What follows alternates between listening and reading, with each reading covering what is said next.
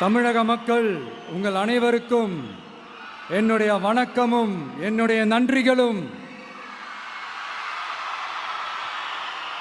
குறிப்பா திருச்சி கிழக்கு தொகுதி மக்கள் உங்கள் அனைவருக்கும் என்னுடைய ஸ்பெஷல் வணக்கமும் ஸ்பெஷல் நன்றிகளும். இதை நான் ஏன் இப்படி சொல்றேன்னா, என்னை இப்போ பெரம்பூர் தொகுதி எம்எல்ஏன்னு தான் சொல்லுவாங்க.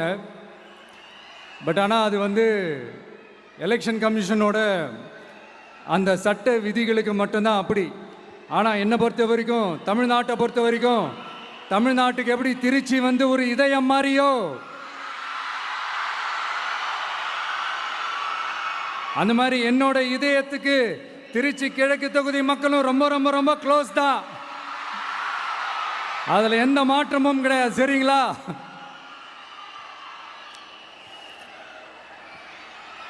ஆட்சிக்கு சில வாரங்கள் கூட ஆகலை.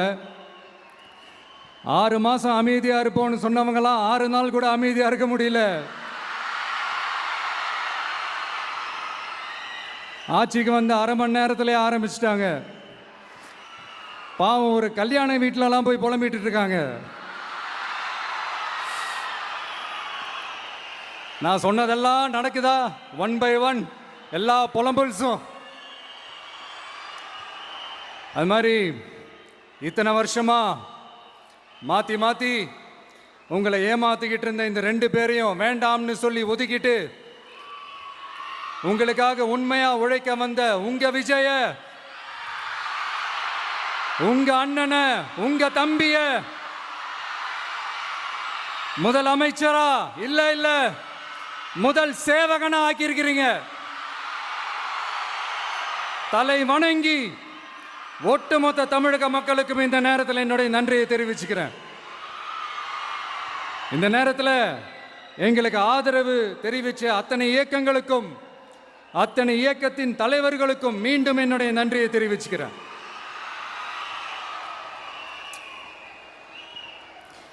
புரட்சி தலைவர் எம்ஜிஆர் அவர்களுடைய முதல் தேர்தலில் கூட இந்த அளவுக்கு ஒரு ஓட் பர்சன்டேஜ் வாங்கலை அப்படின்ட்டு நிறைய பேர் சொன்னாங்க.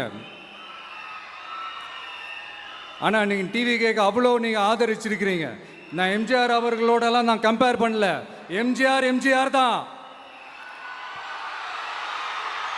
ஆனால் நாம பெரியார், அண்ணா, எம்ஜிஆர் அவர்கள் வழியில் ஒரு அன்பா உழைக்க வந்த உங்க விஜய், அவ்வளவுதான். 1977 நீங்க போடாத ஓட்டை 2026 நீங்க போட்டிருக்கிறீங்க. என்ன ஒன்று, இன்னும் கொஞ்சம் அதிகமாக ஆதரிச்சிருந்தீங்கன்னா கொஞ்சம் நல்லா இருந்திருக்கும். பட் பரவாயில்ல, ஃப்யூச்சரில் வரப்போகிற எல்லா தேர்தலையும் உங்களுடைய முழு சப்போர்ட்டை என்னால் வாங்க முடியுன்ற அந்த ஒரு நம்பிக்கை இப்போ என் மனசில் ரொம்ப ஆழமாக பதிஞ்சிருக்கு. ஏன்னா நீங்கள் அமைச்சு கொடுத்துருக்கிற இந்த ஆட்சியில் எல்லா நன்மைகளையும் நீங்கள் கண்கூடா பார்க்க தான் போறீங்க அப்படின்ற அந்த கான்ஃபிடென்ஸும் இப்போ என் மனசில் ரொம்ப ஆழமாக பதிஞ்சிருக்கு. யார் எந்த நிலைமைக்கு எந்த பொசிஷனில் போனாலும் இந்த கிண்டலும் கேலியுமா பேசுறது இருக்கத்தானே செய்யும்.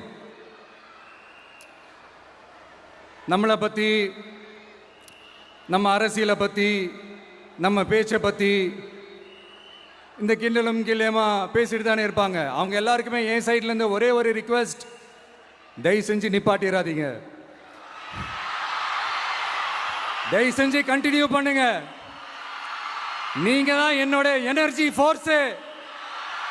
நீங்க பேசிக்கிட்டே இருங்க. நான் மக்களுக்கு தேவையான நல்லதை செஞ்சுக்கிட்டே இருப்பேன். அடுத்து இப்போ நம்ம புதுசாக அந்த சூட்லாம் போட்டு வரோம்ல, அதை பற்றி கூட நிறைய பேர், ஏன் நாமெல்லாம் கோட் சூட்லாம் போடக்கூடாதா? அதிகாரம் செய்கிறவங்களும் ஆதிக்க சக்திகளும் மட்டும்தான் கோட் சூட்லாம் போடணுமா என்ன? அப்பெல்லாம் எதுவுமே கிடையாது. நான் என்ன கலராக போட்டு வரேன்? 2 கலர். நம்ம எல்லாரும் மனசு மாதிரியே பிளாக் அண்ட் ஒயிட். எல்லாத்திலும் பிளாக் அண்ட் ஒயிட்டா இந்த விஜய் இருப்பான் அப்படின்னு காட்டுறதுக்கு தான் அந்த கலர். அடுத்து அந்த பிளாக் கூட யாரை குறிக்கும் எதை குறிக்கும்ன்றது நான் சொல்லி தான் தெரியணும்னு அவசியம் இல்லை, அது உங்களுக்கே நல்லா தெரியும். எல்லாத்துக்கும் இப்படி வழக்கம் சொல்லிக்கிட்டு நசன் பேசுகிற டைப்பும் நம்ம கிடையாது. உங்களுக்கே தெரியும், அதிகபட்சமாக எல்லா மீட்டிங்கிலும் 20 நிமிஷங்குள்ளே தான் நான் பேசியிருக்கிறேன். அதனால் இப்போ மக்கள் என்கிட்ட என்ன சொல்கிறாங்க அப்படின்னா, இந்தாப்பா விஜய், நீ எங்களுக்காக உழைக்கிறதுக்காக வந்திருக்கிற, அந்த வேலையை மட்டும் பாரு, உன்னை பற்றி பேசுகிறவங்கள நாங்கள் பார்த்துக்கிறோம் அப்படின்னு சொல்லிட்டாங்க. சரி, ஆனது ஆச்சு. இப்போ என்ன, உனக்கு எதிரிகளே இல்லையா அப்படின்லாம் கேட்டால் அப்படிலாம் நான் சொல்ல மாட்டேன், அப்படிலாம் நான் நினைக்கவும் மாட்டேன், அப்படி நினைக்கவும் கூடாது. இப்பவும் சொல்கிறேன், அரசியல் ரீதியாக சொல்கிறேன், 2 பேருக்கு நடுவில் தான் போட்டியே. ஒன்று, இன்னொன்று எஸ், ஒன்று டிவிகே, இன்னொன்று டிஎம்கே. இதுக்கு நடுவில் வேற யாருக்கும் எந்த வேலையும் கிடையாது. ஏதாவது இருக்குன்னு சொல்றீங்க? எலெக்ஷனுக்கு முன்னாடியும் அவங்களுக்கு ஒரு வேலையும் இல்லை, இப்போ எலெக்ஷனுக்கு அப்புறம் சுத்தம்.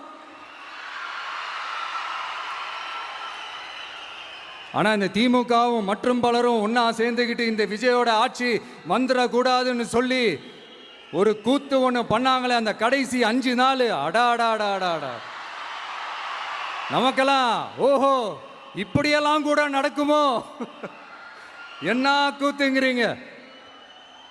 ஆனால் ஃபியூச்சர் என்னவா இருக்குன்றதை மட்டும் இப்போ நான் சொல்கிறேன். உங்களுக்காக உண்மையாக உழைக்க வந்த இந்த விஜயா, இல்லை இந்த விஜயோட ஆட்சி அமைஞ்சிடக்கூடாதுன்னு தடுக்க நினைச்ச ஸ்டாலின் சாரா, அவ்வளவுதான். இதுக்கு நடுவில் வேற யாரும் எந்த அல்லு சில்லும் உள்ள வந்து நம்மளை தடுக்கிறதோ எதிர்க்கிறதோ ஏதாவது பண்ணாங்கன்னா நிர்வாகம் அதுக்கு பொறுப்பில்லை ராஜா, நிர்வாகம் அதுக்கு பொறுப்பில்லை. ரிசல்ட் என்னவா வரும்ன்றது அது உங்களுக்கே நல்லா தெரியும். நம்மளை ஏளனமா பேசுறதா நினைச்சு அவங்களுக்கு ஆப்பு வச்சுக்கிறாங்க. திமுக நம்மளை தடுக்க, திமுக நம்மளை எதிர்க்க, திமுக நம்மளை அவமானப்படுத்த அத்தனையும் நமக்கு நன்மையே.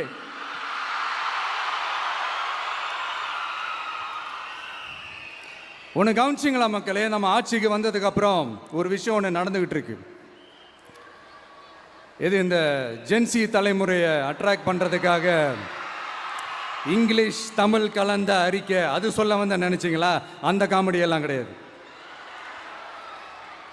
அடுத்து இந்த ரியாலிட்டியை மறந்துட்டு இந்த ரீல்ஸ் போடுறது, அது சொல்ல வந்தீங்களா? அந்த காமெடியும் கிடையாது. இது சீரியஸாக ஒரு விஷயம் நடந்துக்கிட்டு இருக்கு.